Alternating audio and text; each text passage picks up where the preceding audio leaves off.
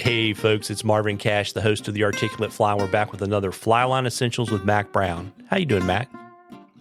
I'm doing great. How are you doing, Marvin? As always, I'm just trying to stay out of trouble. And, this time we're going to cover line care and maintenance. And then our next episode is going to be our great Q&A episode. That sounds good, Marvin. And on top of that, I hear you got some big offers that have come in this last weekend. What's that, Mac Brown? Well, you had a birthday, and I'm wondering how many double ARP offers with the Chinese briefcase, the leather briefcase you've taken up this weekend. The amazing thing is they never found me when I turned 50. Oh, that's good. That's good, because that's a lot of junk mail. It's probably worse than Publishers Clearinghouse, but we wanted to kind of, I guess we're probably going to break this line care and maintenance thing down into probably 3 or 4 pieces. And I think, we were talking about this, Mac, before we started recording about, stretching your lines. If you've had them, cranked down in a reel spool somewhere in the car or in your gear bag, and you basically want to go fish, you probably want to pull out maybe the first 15 to 20 feet of that line and stretch it out a little bit. Yeah, a lot of times if I'm in a boat, I'll stretch it out 6 foot at a time. And if you have the access like on land, casting or practicing on the field or something, just have somebody pull the other end and stand back and just give it a good tug and hold on to it for a second and help straighten it out. Yeah, pulling it taking a big long piece of line and putting it on a trailer hitch works pretty well too. Oh yeah, that's a good thing to do. Just to have it stretched out, and that's a good time too. Once it's stretched out, I think that's an important thing, and equally as important is cleaning it. Like every time I pull it out, like we had our casting school this weekend, the 2-day school, and I had everybody clean it, because I'm like, when was the last time you cleaned it? And everybody looks dazed and confused, and it's really an important step to clean it. If you're going to try to talk about shooting line and do all these things, there's just so much dirt. And even if it's from the water, even if you hadn't touched the grass, or much worse, a parking lot or a gravel driveway, is pretty hard on fly lines, but you're going to get dirt a lot even on the water. That's where all the film, like in the meniscus, is where it carries most of the trash in the river, especially when there's pollen and that kind of stuff. So you'll see a lot of filth come off of it, even using it on the water.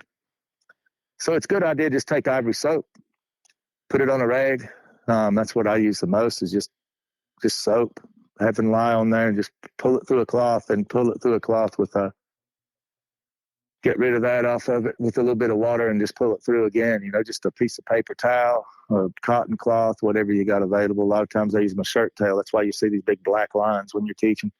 You'll see 2 big black lines where you pinched it and pulled it through a shirt tail.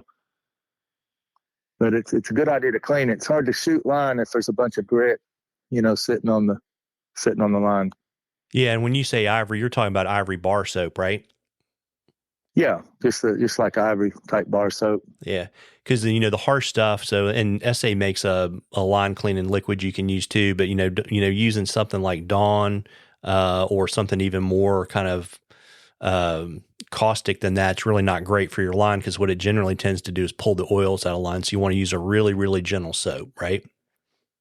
Yeah, that's why I like the ivory. That's what I've used for years, before they came out with all these new impregnating lubricants in there that help leach out over time. I mean, it's just, that's a really good way to clean it. It helps stuff get removed, with the soap. Yeah, and if we back up a little bit, too, we kind of talk about like, that's kind of like, when you kind of come home, right? A couple times a season, beginning of the season, end of the season.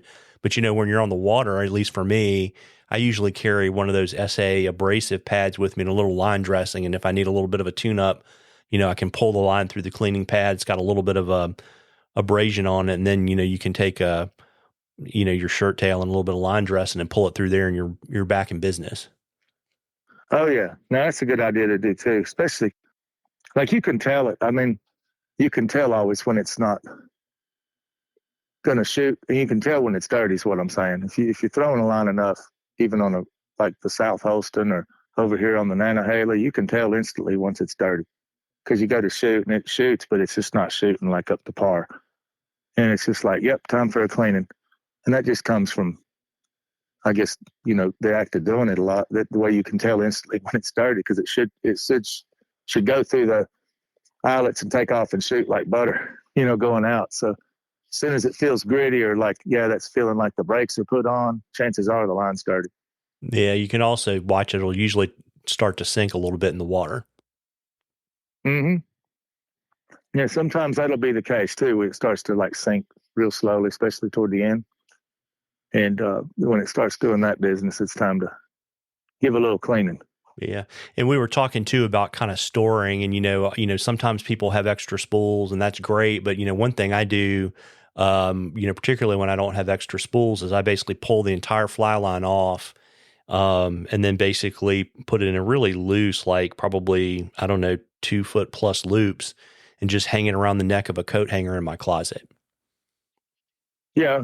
To hang it up on like pegs, or that kind of reminds me of the old stories from River Tron, when they'd have to take all those silk lines and hang them up on the peg boards in the barn. And that's where where Gerber Strother came up with the Belgian cast. That's how they did that back then. I mean, they'd hang all those lines up every day when people were done.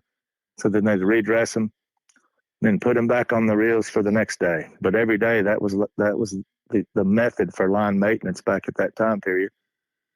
And I think that's a good idea, to keep it from being tightly coiled up on a reel. That's a real good thing.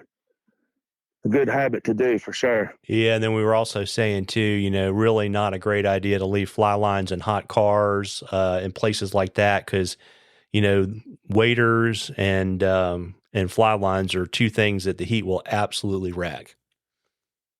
Oh yeah, and especially these days with all the, we had rod vault type apparatuses here back in the mid '80s. That's what really kind of started it. We'd have them on the boats, we had them on the cars, and then you started to see everybody making all these vaults for vehicles, and that was like 30 years later. But I mean, there's a lot of different companies that are doing it, but that's probably one of the best ways to ruin a line. I mean, if you really want to think about, just drive around, look cool with it on your car, and let your lines cook for a week, and then go to the river on the weekend. Because I see those in the cities everywhere. Like Asheville, you see it on all kinds of cars, and it's just, I think it's one of the best ways to not have longevity in your line, is let it cook up there in that rod vault. Because most people leave them in there. They don't take them in and out. They don't go to the river and then pull them out. They just leave them there all the time. And definitely, that's a great way to destroy your line, Yeah, for sure. And, you were talking about this too. I mean, the amazing thing is, if you really take care of your lines, which means, don't cast them on asphalt. Like if you're doing casting demos in a parking lot, have demo lines, right? But if you take care of them and clean them, don't leave them in cars. I mean, you can get a lot of days of use out of a fly line.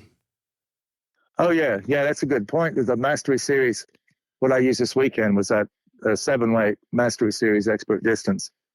And that line has been on there since 2007. And it's no cracks. It works just as good as the day it was new. 2007, the Trout Amplitude rod, they wanted to see, I use a Whitlock connection a lot with these different fly lines where you basically cut the mono and insert it into the fly lines. So the people wanted to see that. So I brought out some 2 and 3 weight lines, and those go back into the 2005. So they're 20 years old, and they're still just as good as the day I put them on. So if you're buying quality lines, which, there is a lot of science, to be honest, with the UV inhibitors and all this. I mean, a lot of people think that's a gimmick. That's definitely not a gimmick. When you have the knowledge of all those chemical engineers from 3M and they want to make a UV inhibitor to make something last, I think they did their homework really well, because, I mean, you get what you pay for. It's like a lot of those lines cost similar, but a lot of other brands don't have the UV inhibitors. And you'll see them last for 3 or 4 seasons and they're ready to be replaced. Well, you paid the same money, so why don't you get one that lasts 20, 30 years for the same money? It's just good science, Yeah, absolutely. And, it's a great place for us to give a shout out to our friends at SA for sponsoring the series. And, folks, we are in the home stretch. The next episode in 2 weeks is going to be our Q&A episode. So if you've got any questions for Mac on fly lines, you need to get them in. And remember, this is how it works. Send them in. You can email them to us. You can DM us on social media, whatever's easiest for you. And if you send in a question, we're going to enter in a drawing for a signed copy of Mac's book, Casting Angles. And then Mac and I are going to pick the questions we want to talk about in the Q&A episode. And if we select one of those questions out of that pool, we're going to draw and you're going to get your choice of some SA lines. So great opportunity to pick up some great lines that are, if you take care of them, will last a really long time. Right, Mac Brown? That's right. And I appreciate you having us on again, Marvin, to talk fly lines, and want to wish you a happy birthday too before we run. Oh, well, I appreciate that. And, folks, I think we may have turned the corner on the hot weather here in the Southeast. And, if we can get a little bit of rain, I'm seeing the stream temperatures come down where they need to be. If we get a little bit more water, I think we're going to be in great shape for fall trout season. You owe it to yourself to get out there and catch a few. Tight lines, everybody. Tight lines, Matt. Tight lines, Marvin.